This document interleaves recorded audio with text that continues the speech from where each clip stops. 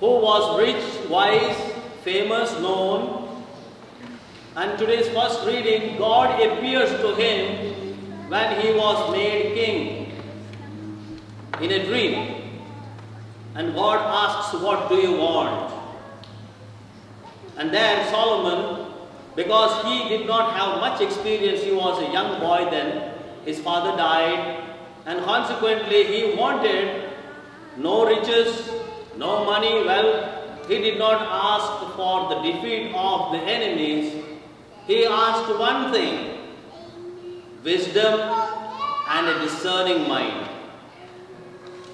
If we refer to 2 Chronicles chapter 2, we will find how this great king prospered, because God promised him not only wisdom and a discerning mind, he also added riches. The staggering statistics we can read there: he employed 70,000 men to transport material to build his palace and the temple. And then he employed 80,000 men to cut stones and prepare work on the temple. And he appointed 3,600 supervisors to look after the work. I was just imagining about mighty works that are done in Vancouver here. You know, all those high-rise buildings. How many people are employed? 1,500? Just imagine Solomon employing practically 70,000 to bring material, 80,000 to work on the temple and the palace, and 3,600 supervisors. Now dear friends, here an indication we get. Solomon was very wise, even asking God wisely. He wanted a wise, wisdom-filled mind and a discerning mind.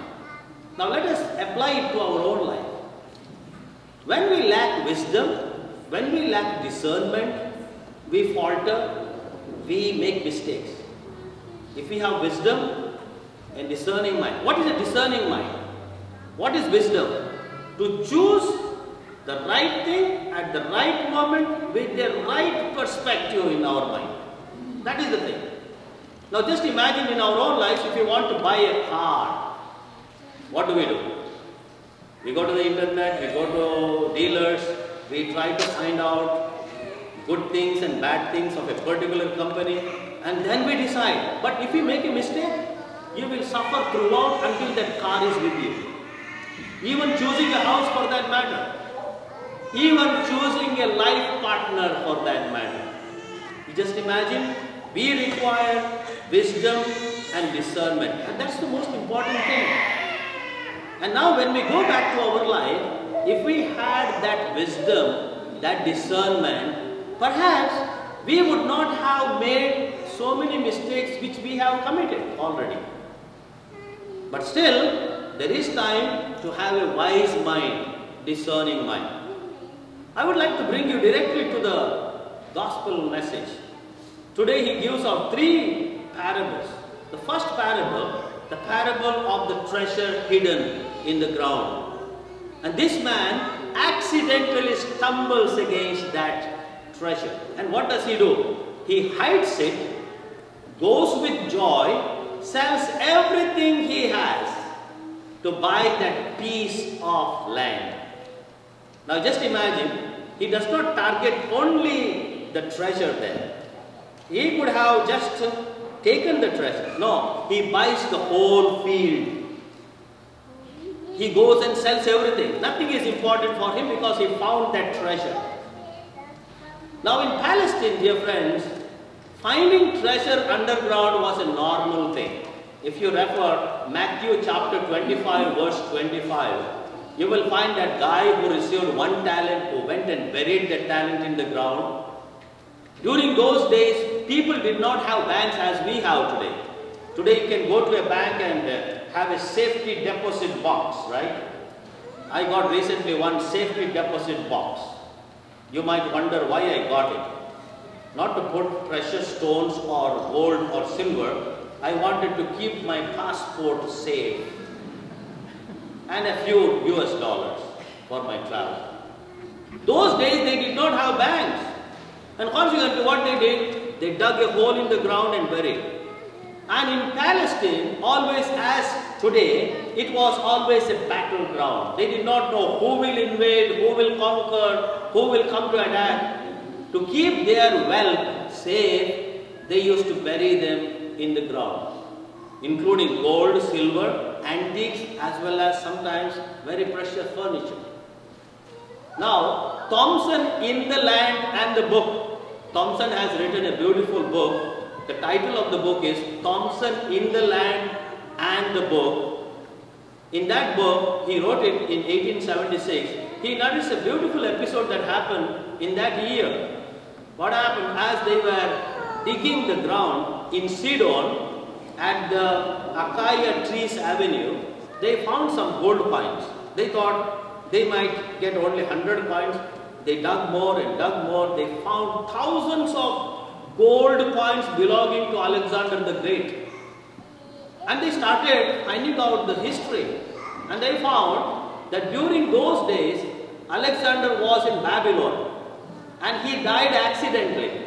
And these officers and generals who were carrying this huge amount of money, gold coins, they were passing through Sidon.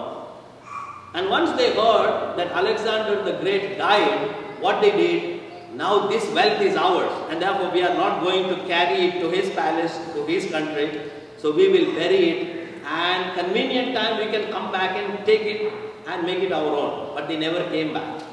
You know, it lay buried there, and in 1876 they found this big treasure trove. Now, why Jesus used this particular parable? To tell us, dear friends, that when we find something precious, we need to give up other things. This is the man who found this treasure and he gave up other things. He sold everything he had. That's why St. Paul in his letter to the Romans, today's second reading, 8:28, he says, "For those who love God, everything worketh unto good." You know, that's a very beautiful saying of St. Paul. For those who love God, everything worketh unto good. And this man, he found that treasure and everything worked for him into good. Because he sold everything, he bought that field and he used the treasure for himself. He was so happy a man. Let us come to the second parable. The parable of the precious stone or pearl. Now this merchant was a pearl dealer. He went in looking for the finest of pearl. So he found one, the big pearl, finest pearl. And what did he do? He sold all other pearls, the possessions he had, in order to buy this pearl. Now during the time of Jesus, pearls were rarity. They would get them only at the shore of Red Sea.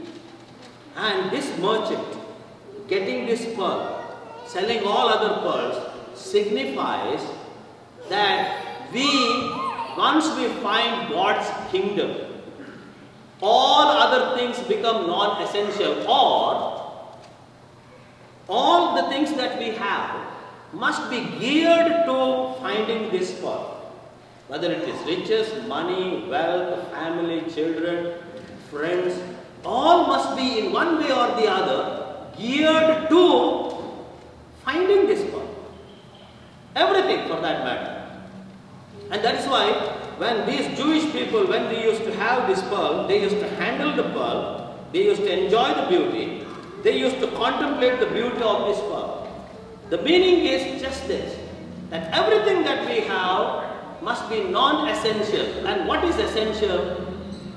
The inner kingdom that we have. Now if we apply this one to Jesus' life, we can imagine Jesus is the pearl merchant. And what did he do? He found humanity as the real pearl. That's why St. Paul in his letter to the Philippians, chapter 2, verse 6 to 10, he says, "Though he was in the form of God, he did not count equality with God a thing to be grasped. He emptied himself." For whom? He emptied himself for humanity. That is the merchant who sold everything, even his position, so that he could become the friend of humanity.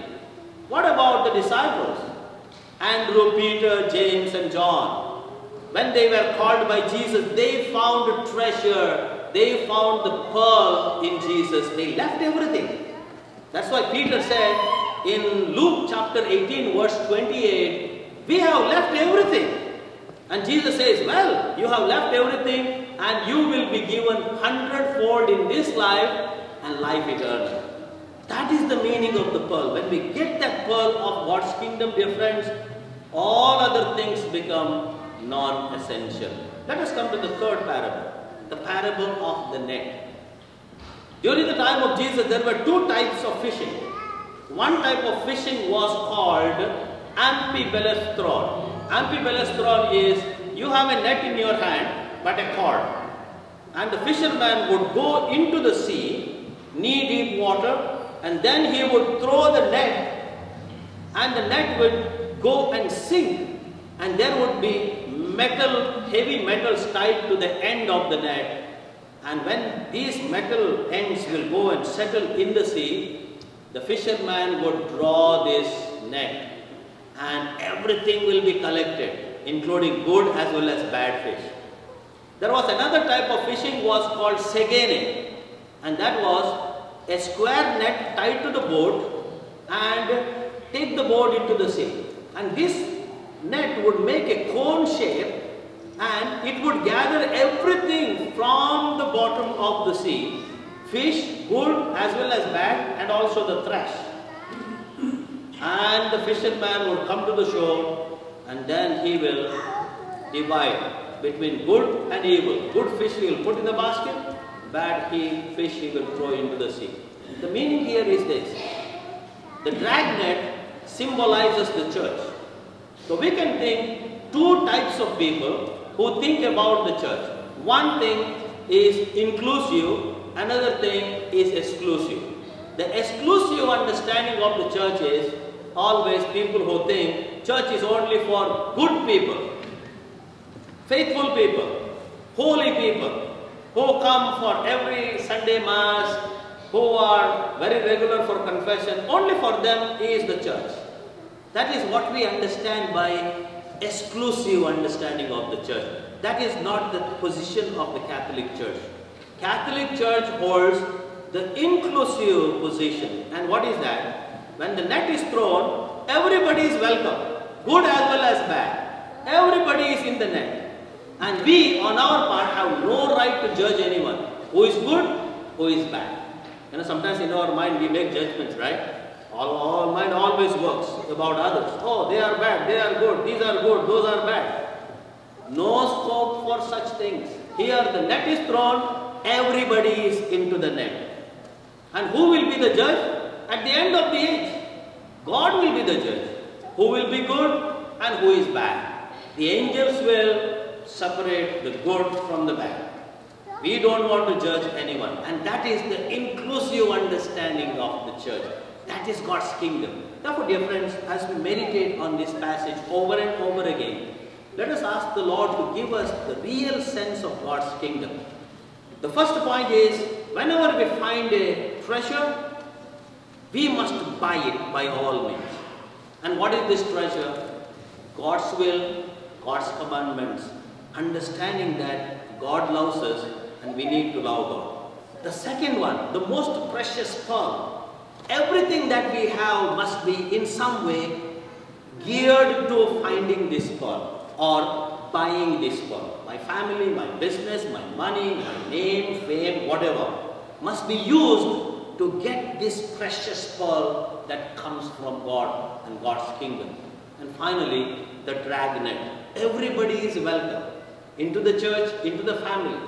We need to accommodate everyone, irrespective of caste, culture, color, whatever. We are all one family.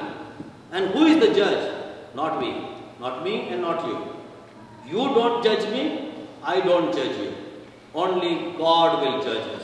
On the last day, the angels will separate us, whether we are good or bad. If we are good, we will have eternal life. If we are not, We do not know what Jesus said. I don't say what it is. And therefore, let us ask the Lord during this Holy Eucharist to have a better understanding. And like Solomon, let us ask for a wise wisdom-filled mind that can discern between good and evil. And finally, let us try to choose always good, perfect, and that is helpful. God bless you.